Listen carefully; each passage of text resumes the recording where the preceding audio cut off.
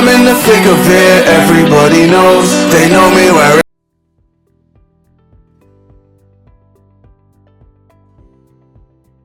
Some history. Julius Robert Oppenheimer was born into a non-observant Jewish family in New York City on April 22, 1904, to Ella, a painter, and Julius Seligman Oppenheimer, a successful textile importer.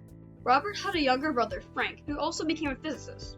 Some years later, he got a degree in chemistry from Harvard in 1925. He got his doctorate in physics from the University of Göttingen in Germany in 1927.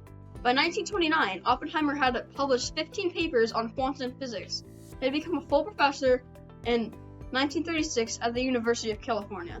His subsequent research in quantum mechanics, nuclear physics, and cosmic rays resulted in 52 papers about abstracts published between 1930 and 1941.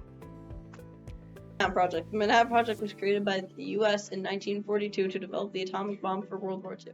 Oppenheimer was given the responsibility to take over the Manhattan Project to design a nuclear bomb and do research on it. Scientists of the Manhattan Project were concerned that the weapons they made would lead to an arms race with the U.S. In Soviet, Oppenheimer led the lab in the project. His colleagues repeatedly argued that the nuclear weapons gave the U.S. an opportunity to prevent and create peace. At 5:30, the bomb went off. A blinding flash followed lightning up a wilderness. I looked as if it was millions of floodlights making it look like the bright of daylight. A ball of fire roared from the tower. About 40 seconds later, shockwave knocked over 30 men 30,000 feet away. A mushroom-shaped cloud appeared in the distance. The cloud went over 40,000 feet in the air. 5 minutes. In 5 minutes.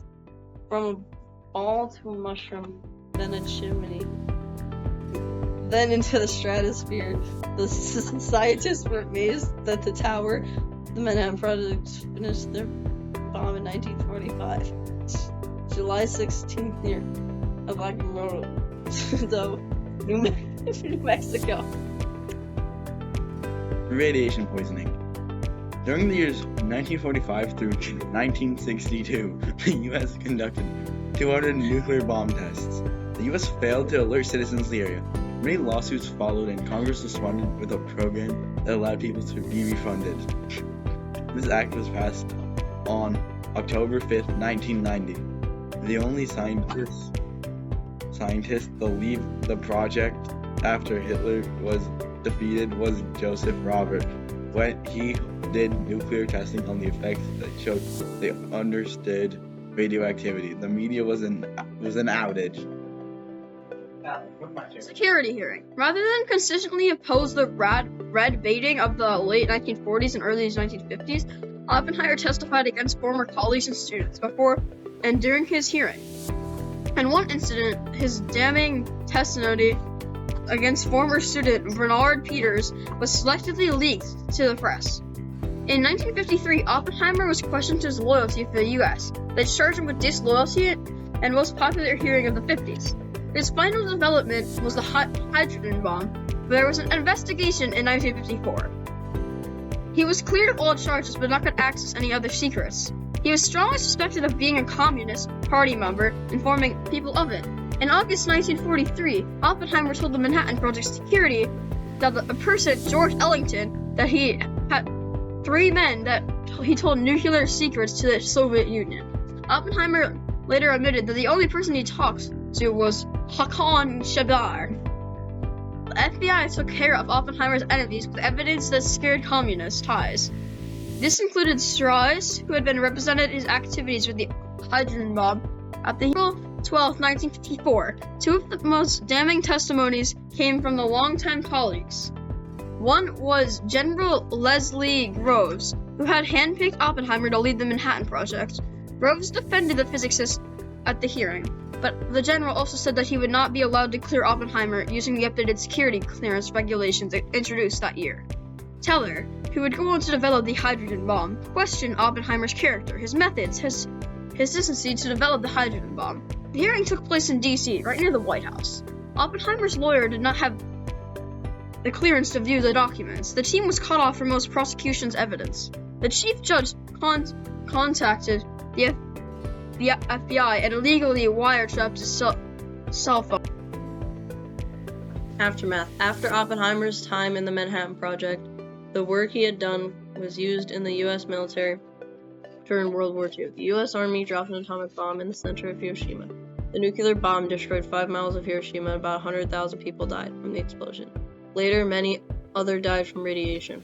There is a park, the Peace Memorial Park, that was built as a memory for the people that died where the bomb exploded. There's also a building of memorial that was left unconstructed after the war that symbolizes peace. In 1996, the UNESCO made the place a World Heritage Site. Most of Nagasaki's factories were destroyed on August 9, 1945 by the second bomb drop by the US. It injured 40,000 people and killed about 40,000 more.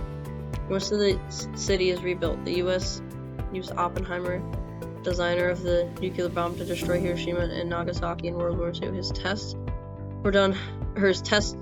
done for the bombs were done on July 16, 1945. To date, he has made the only use of black sleeves of nuclear bombs in conflict. When the news of his work in the Manhattan Project went public, he instantly became well known as the father of the atomic bomb. He became a spokesperson for science and a new type of power. After World War II, Oppenheimer became a chairman of AEC, which solidified him as the leading mind in atomic weapons for America. Oppenheimer led the committee. One of his major projects was how the nation could continue after the Soviet Union detonated its own bomb.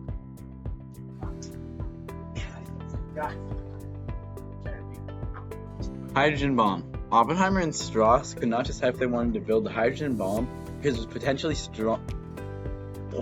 It was a potentially stronger weapon than the first-gen atomic bombs.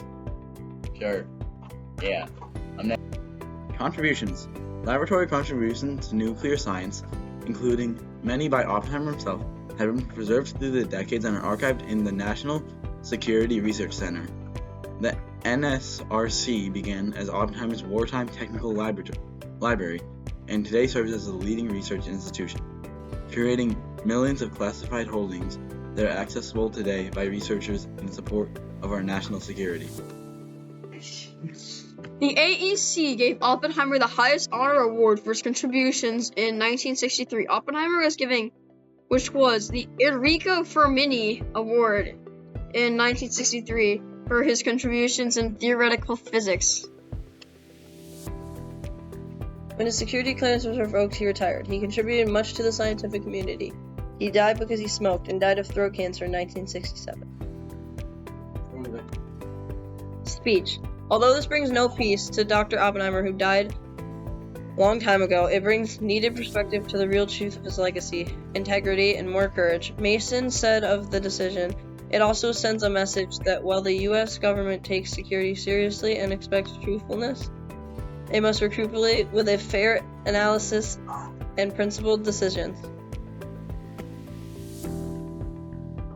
In conclusion, J. Robert Oppenheimer played a crucial role in the bombing of Hiroshima. Worked to develop the atomic bomb, showed great responsibility as the manager of this project. He won many awards for his work, and he was well known as the father of the atomic bomb. And in World War II, his ideas were monumental for winning the war. He had many responsibilities, like said, and his rights were tested in the security case. Favorite father and son.